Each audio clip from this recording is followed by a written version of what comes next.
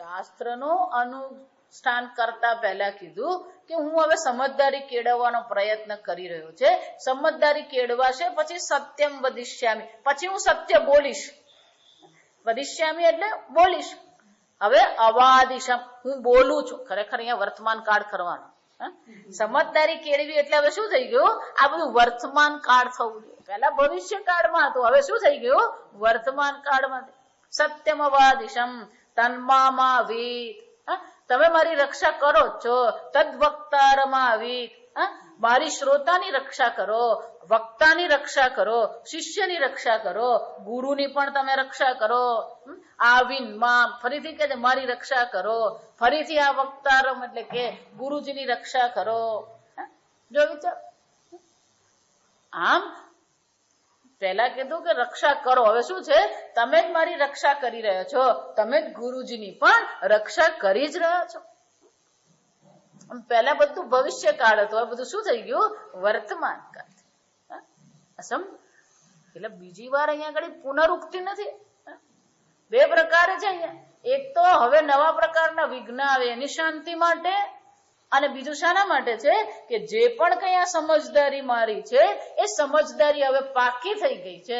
પહેલા આપજો એટલા માટે સ્વામીજી બહુ સરસ કહે, જ્યાં સુધી આપણને આદેશની આવશ્યકતા પડે છે એનો અર્થ શું થયો? હજી આપણે નિર્ણય કરી શકતા નથી.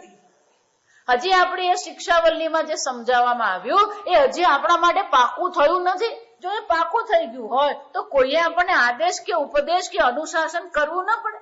આમ અહીંયા પ્રાર્થના દ્વારા આપણે ભગવાનને કહી રહ્યા છીએ કે મારું જીવન તમે એવું બનાવો કે મને કોઈ આદેશ કે ઉપદેશની આવશ્યકતા રહે જ નહીં. જે કરવા યોગ્ય છે એ જ હું કરું, જે કરવા યોગ્ય નથી એ હું ક્યારેય ન કરું.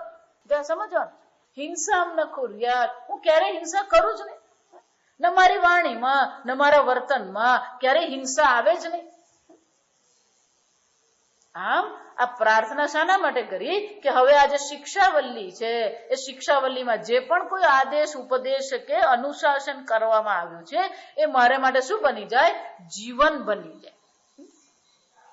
આમ શંકરાચાર્યજી કહે છે કે આ બીજી વખતનું પણ આવશ્યક છે, કારણ કે આપણા જીવનમાં એ બન્યા પછી પણ આપણું નવા પ્રકારનું એક જીવન શરૂ થઈ રહ્યું. જો એટલા માટે આ લગ્ન પહેલા પણ આજે બધું ગણેશ સ્થાપન કરીએ કે ગ્રહ શાંતિ કરીએ. કેમ? એક નવા પ્રકારનું જીવન શરૂ થઈ રહ્યું છે, તો એમના જીવનમાં જે પણ કઈ વિઘ્ન આવતા હોય એ બધા વિઘ્નોનું શું કરવામાં આવે? શાંતિ કરવામાં, ગ્રહ શાંતિ કરવામાં. જો સમજો, ગ્રહ શાંતિ કરવામાં આવે, ગણેશ સ્થાપન કરવામાં આવે, આ બધા પ્રકારની પૂજા કરાવવામાં આવે. એક નવા પ્રકારનું જીવન શરૂ થઈ રહ્યું છે. બે વ્યક્તિ ભેગા થઈ રહ્યા છે, બે કુટુંબ ભેગા થઈ રહ્યા છે. ખરેખર તો શું થાય છે? બે વ્યક્તિ જ નહીં, બે વ્યક્તિના નિમિત્તથી બે પરિવાર ભેગા થઈ રહ્યા છે. અને બે સ્વતંત્ર પરિવાર છે, બે સ્વતંત્ર વ્યક્તિ છે, એ બંને ભેગા થશે ત્યારે થોડીક વિચાર વિમર્શ થશે, થોડું ટક્કર તો થવાની જ છે. પણ જે પણ કોઈ પ્રકારની ટક્કર થાય, જે પણ કોઈ પ્રકારનો વિરોધ હોય, એ બધા વિરોધની શાંતિ માટે આ બધી પૂજા કરવામાં આવે. એ જ પ્રકારથી હવે હું નવું જીવન શરૂ કરું છું. હવે સત્ય મારા માટે પરમ છે, આ સત્ય મારા માટે મહત્વનું છે. ઋતમ વદિષ્યામિ, મારું જ્ઞાન ઠીક હોવું જોઈએ. આમ હું જે વિશેષ પ્રકારનું જીવન હવે જીવવા જઈ રહ્યો છે એને માટે પણ મારા જીવનમાં સર્વ પ્રકારની જે કોઈ વિઘ્ન હોય, ઓમ શાંતિ શાંતિ શાંતિ, આમ ત્રણ પ્રકારે શાંતિ કહીને આપણે શું કહીએ છીએ? આધિભૌતિક, આધિદૈવિક અને આધ્યાત્મિક જે પણ કોઈ વિઘ્નો મારા જીવનમાં આવે, સાધક તરીકે મારા જીવનમાં જે વિઘ્નો આવી રહ્યા છે એ સર્વ પ્રકારના વિઘ્નોની પણ તમે હે પરમાત્મા શાંતિ કરો. આવતીકાલથી આજે વિશેષ ભાષ્ય છે, બહુ સુંદર ભાષ્ય છે. અત્યાર સુધી તો આપણું જીવનનું માર્ગદર્શન આપ્યું આપણે, પણ એ તો ધર્મ છે. ધર્મ માત્ર આપણા જીવનનું લક્ષ્ય નથી. આ જન્મ મરણના ચક્કરમાંથી કાયમને માટે આપણે ઉપર ઉઠી જઈએ એ આપણા જીવનનું લક્ષ્ય છે. બ્રહ્મ વિદ્યા આપણા જીવનનું લક્ષ્ય છે. એટલે હવે પછીની જે વલ્લી છે એનું નામ શું છે? બ્રહ્માનંદ વલ્લી. તો કે આ કર્મ પછી અચાનક જ આ બ્રહ્માનંદની વાત ક્યાંથી શરૂ થઈ ગઈ? કર્મ પછી તત્કાળ જ અચાનક જ બ્રહ્માનંદ વલ્લી શરૂ થાય. અને શરૂ થાય એટલે એ મોટે ઉપાડે શરૂ થાય. સત્યમ જ્ઞાનમ અનંતમ બ્રહ્મ, પૂરું જ કહી દીધું. અત્યાર સુધી આદેશ હતો, ઉપદેશ હતો, અનુશાસનમ હતું. હવે સીધું શું કહી દઉં? સત્યમ જ્ઞાનમ અનંતમ બ્રહ્મ. એટલે આ તો હનુમાન કૂદકો કહેવાય. આ શું કહેવાય? આ હનુમાન કૂદકો છે. એટલે શંકરાચાર્યજી કહે છે આ હનુમાન કૂદકો નથી. એક બીજું, તમે જો મોક્ષની ઈચ્છા કહેતા હોય તો મોક્ષની પ્રાપ્તિ કેવી રીતે થાય? મોક્ષની પ્રાપ્તિનું સાધન શું છે? એટલા માટે શંકરાચાર્યજી 5 પ્રશ્ન ઉઠાવે. આપણે કાલે જોઈશું, ભાષ્ય વાંચીશું. 5 પ્રશ્ન ઉઠાવીને શંકરાચાર્યજી આપણને સમજાવે છે. જો આને જ કહેવાય દરેક વસ્તુનું પહેલા કન્સિડરેશન, ગણતરીમાં લેવાનું, અને જે ખોટું હોય એને છોડતા જવાનું, જે સત્ય હોય એને પકડવાનું.